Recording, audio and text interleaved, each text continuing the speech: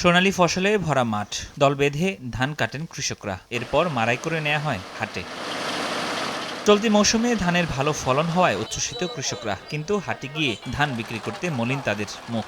শ্রমিকের মজুরি, সার ও জ্বালানি তেলের খরচ বাড়লেও মূল্যবৃদ্ধির ধরাছোঁয়ার বাইরে ধান। মনপ্রতি ধান বিক্রি হচ্ছে ১,০০০ থেকে ১,০৫০ টাকা। এতে শান্তি নেই কৃষকের মনে। তারা জানান, ২০২৫ সালে ইউরিয়া সারের দাম বেড়ে দাঁড়িয়েছে ১৩৫০ টাকায়। এরপর উচ্চমূল্যে নিতে হচ্ছে ধান কাটার শ্রমিক। বিগত ২০ বছর যেরকম ধানের উৎপাদন ছিল তার থেকে তুলনামূলক অনেক বেশি এবার ধানের উৎপাদন হয়েছে। মেশিন খরচা, আবার ওষুধ খরচা দিয়া আমরা ধান ঠিকভাবে দর পাই না। সার, কীটনাশক, ওষুধ, এই বিভিন্ন জিনিস নিয়ে দাম বৃদ্ধির কারণে আমরা কৃষক হতাশার মধ্যে পড়ে যাই। দিনমজুরি পাওয়া যায় না, আগু বেতন বেশি, ৮০০ টাকা বেতন। এ অবস্থায় মিল মালিকদের দৌরাত্ম্য বন্ধে এবং ন্যায্য মূল্য নিশ্চিতে কাজ করছে স্থানীয় কৃষি অফিস। খাদ্য অধিদপ্তর সরাসরি কৃষকের কাছ থেকে ধান সংগ্রহ করার চেষ্টা করছে এবং বিভিন্ন উপজেলায় যেখানে খাদ্য গুদাম রয়েছে সেখানে ধান সংগ্রহ কার্যক্রম চলমান।